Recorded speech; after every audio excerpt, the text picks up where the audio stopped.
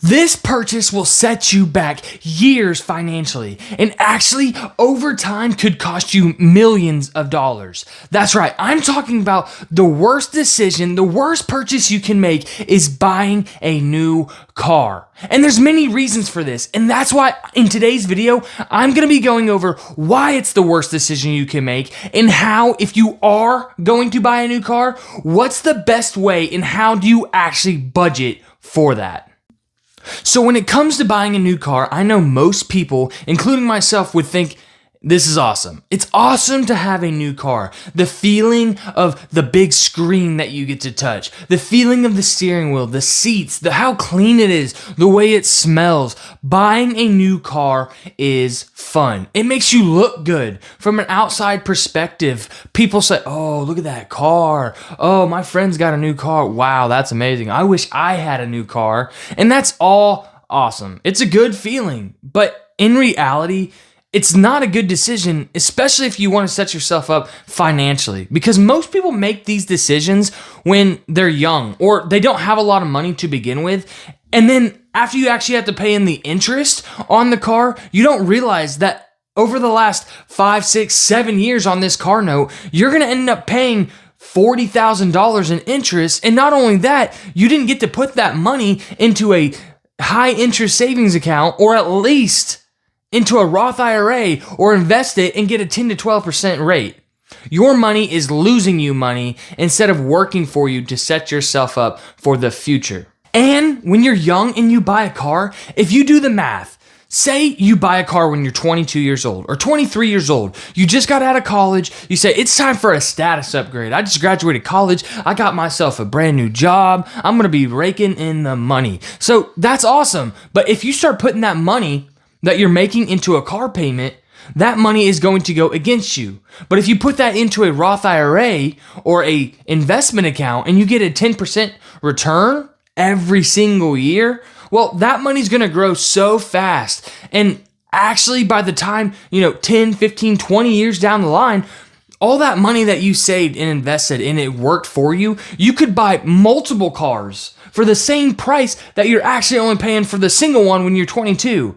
And so if you bought a used car when you were young and then you just saved a bunch of money and put that into an investment account and let that work for you, by the time you're 40 or 45, you're gonna be able to buy your brand new truck and a brand new car and a brand new whatever you want, all cash, because your money was working for you instead of working against you. And so that's the reason people say delayed gratification is key when it comes to saving and investing and budgeting, is because you have to let time work for you. But not only that, when time is working for you, your money outpaces what you're spending.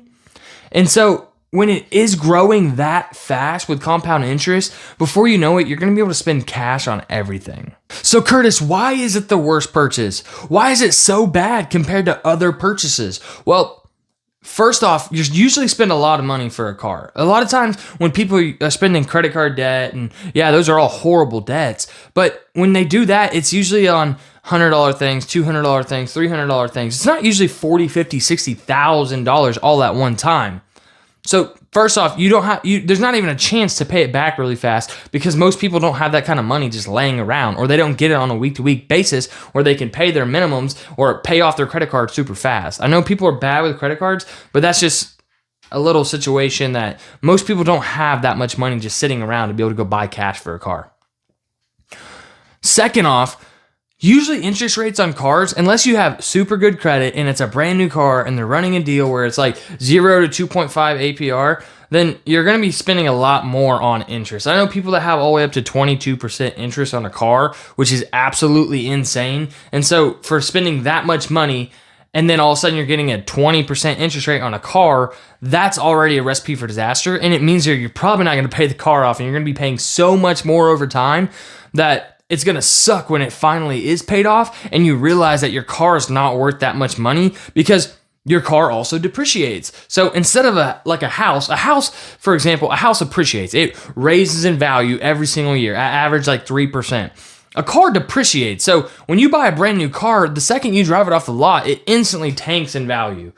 boom, instantly 20% down. So say you buy it for 50 grand, all of a sudden you drive it off the lot. If you want to go sell it right now, the exact same day, it's only worth 40 grand. And then not only that, it depreciates so fast that after 5 years, you'll probably be able to get that same car for under half the value, if not just at half. Depends on the car. Trucks, SUVs and stuff like that hold their value a little bit more. But especially if you're trying to buy like a little car, then yeah, that value is going to tank super fast. And so it is the worst to purchase because not only are you having higher APR on a huge purchase usually, you don't have the money that you can just pay off really fast. Your car depreciates, so it loses value a ton. And then also it just makes it to where you have opportunity costs where you're not able to actually go invest that money. And it's usually a substantial amount of money. For example, an average new car payment in the United States is $737 a month. That is a ton of money. And the average used car is still it's still $550. It's still over $500. And so that's a substantial amount of money. Think about if you were just to take that money and go invest it in the market. You would have millions of dollars. Just go use a compound interest calculator. You could see, put your car payment that you're spending right now and put it until you're retired at 60, 65. You would have probably millions of dollars because it is a substantial amount of money. And then not only that, but you're also paying an interest on your car instead of gaining it. So compound interest is working against you instead of working for you. And then I have a lot of people say, well, do cars actually depreciate that fast? Because if I'm able to, lose a little bit of value, but driving a brand new car, then I think it's worth it. Well, for example, say you buy a $50,000 car, instantly you drive it off the lot. Now it's only worth $40,000. After 5 years, you put 100,000 miles on it.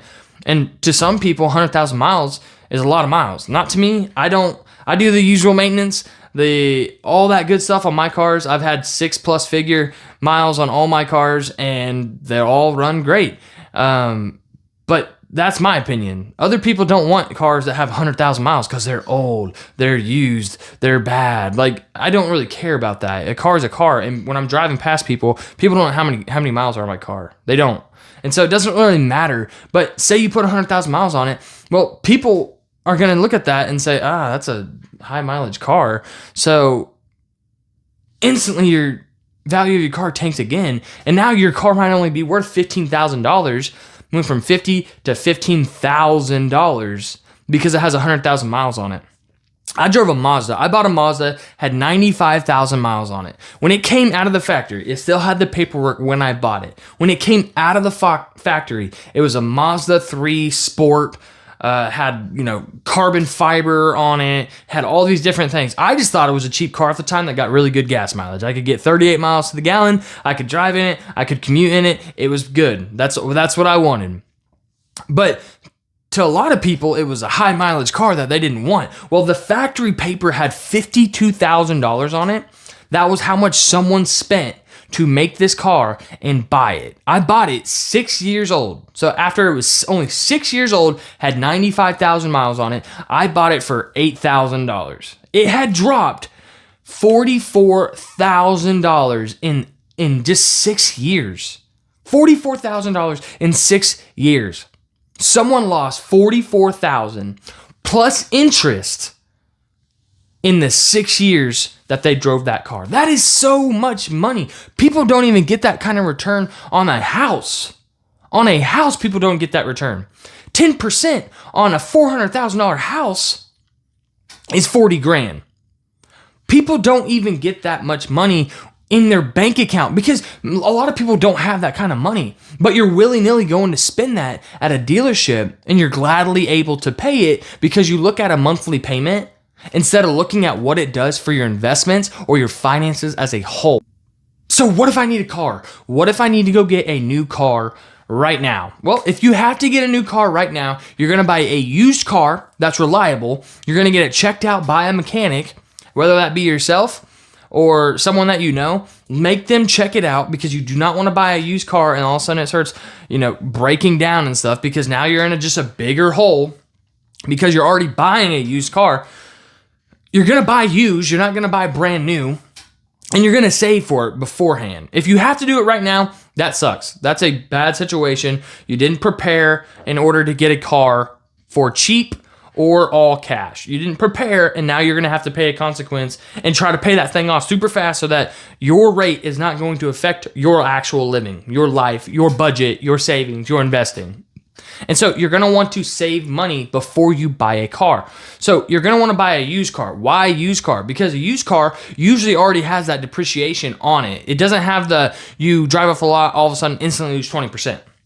It has it's already been 5-6 years and you're buying it for 8 to 10,000 instead of 50. That's why you're going to buy a used car. And then when you do buy that used car, you're going to try to pay it off as fast as possible because you don't want the rate to be affecting your life. So make extra payments, or make it to where you pay the most every single month so that you can pay it off in 3 years instead of 7-8 years I've seen nowadays, where that interest just chews up your finances. So you're going to want to pay it off super fast.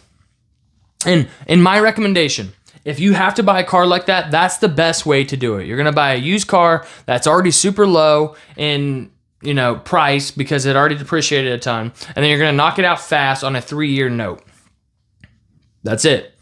If you haven't bought a car and you are going to purchase a car in the future, the best way to do it is to start saving for that car payment now.